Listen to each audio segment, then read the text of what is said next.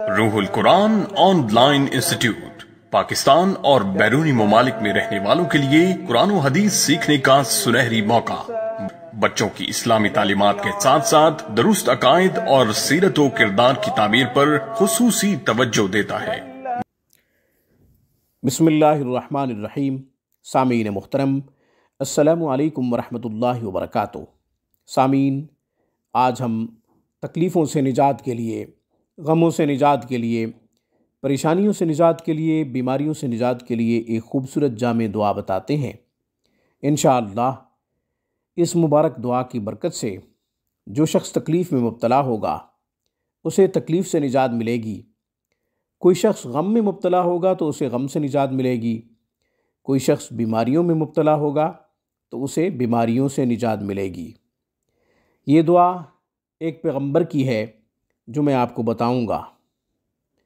یہاں پر ایک بات بتاتا چلوں، وہ یہ کہ امت محمدیہ صلی اللہ علیہ وسلم کو اللہ جل شانہ نے مختلف انعامات سے نوازا ہے، مختلف اعزازات سے نوازا ہے۔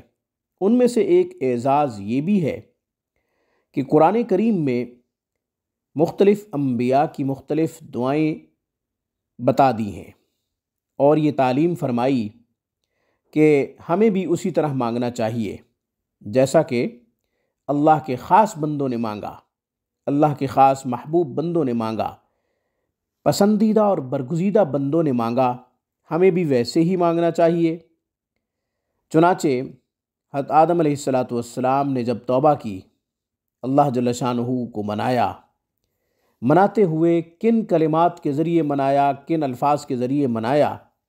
اللہ جل شانہ نے ان کلمات کو قرآن میں ذکر فرما دیا، ان الفاظ کو قرآن میں ذکر فرما دیا، تاکہ کوئی شخص اپنے گناہوں پہ پشیمان ہو کر، گناہوں کی وجہ سے شرمندہ ہو کر، احساس ندامت کی آنسو بہاتے ہوئے جب وہ توبہ کرے تو ان کلمات کو ادا کرے، جن کلمات کو اللہ کے خاص بندے نے عطا فرمایا، خاص بندے نے ادا کیا۔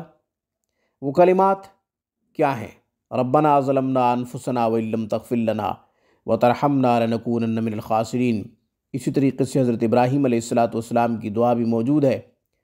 پارہ نمبر 1 میں ربنا تقبل منا انک انت السمیع العلیم، ربنا وجعلنا مسلمین لک ومن ذریتنا امۃ مسلمۃ لک وارنا مناسکنا وتب علینا انک انت التواب الرحیم۔ اس کا مطلب یہ ہے کہ اللہ جل شانہ نے ہمیں دعائیں سکھائی ہیں، دعائیں تعلیم فرمائی ہیں کہ اسی طرح تم بھی اپنے رب سے مانگا کرو۔ تو یہ دعا جو تکلیفوں سے نجات کے لیے بتا رہا ہوں، یہ حضرت ایوب علیہ السلام کی دعا ہے۔ جب وہ بیمار ہو گئے، جسمانی طور پہ وہ بالکل لاغر، کمزور ہو گئے، بیمار ہو گئے، سر سے لے کر پاؤں تک وہ بیماریوں میں مبتلا ہو گئے، تو انہوں نے اللہ کو کیسے پکارا؟ وہ کیفیت کیا تھی؟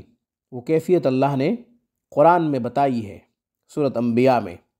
وَأَيُّوبَ إِذْ نَادَىٰ رَبَّهُ أَنِّي مَسَّنِيَ الضُّرُّ وَأَنْتَ أَرْحَمُ الرَّاحِمِينَ۔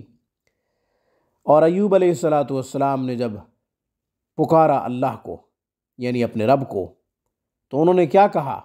انی مسنی الضر وانت ارحم الراحمین۔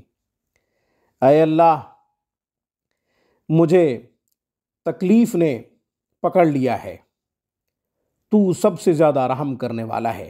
وانت ارحم الراحمین، تو سب سے زیادہ رحم کرنے والا ہے، تجھ سے زیادہ کوئی رحم کرنے والا ہے ہی نہیں۔ یوں اللہ جل شانہ کو پکارا۔ تو آپ بھی بیمار ہوں، تکلیف میں مبتلا ہوں، یا پھر کسی پریشانی میں مبتلا ہوں، تو کثرت سے یوں پڑھا کریں، رب انی مسنی الضر وانت ارحم الراحمین، رب انی مسنی الضر وانت ارحم الراحمین، رب انی مسنی الضر وانت ارحم الراحمین۔ آیت نمبر 83 سورہ انبیاء، وہاں پہ موجود ہے ربہ، لیکن آپ نے پڑھنا ہے رب انی مسنی الضر وانت ارحم الراحمین۔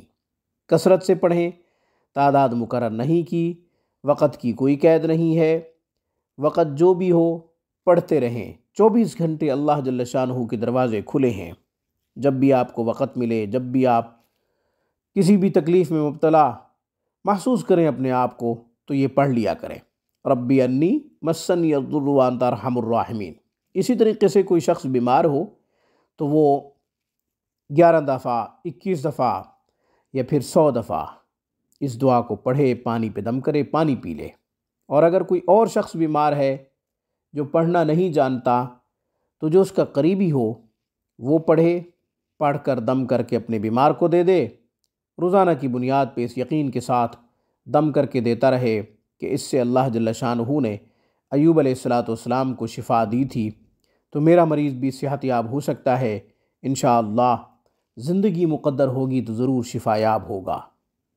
آج کی ویڈیو میں بس اتنا ہی۔ اقول قولی ھذا واستغفر اللہ، وآخر دعوانا ان الحمد للہ رب العالمین۔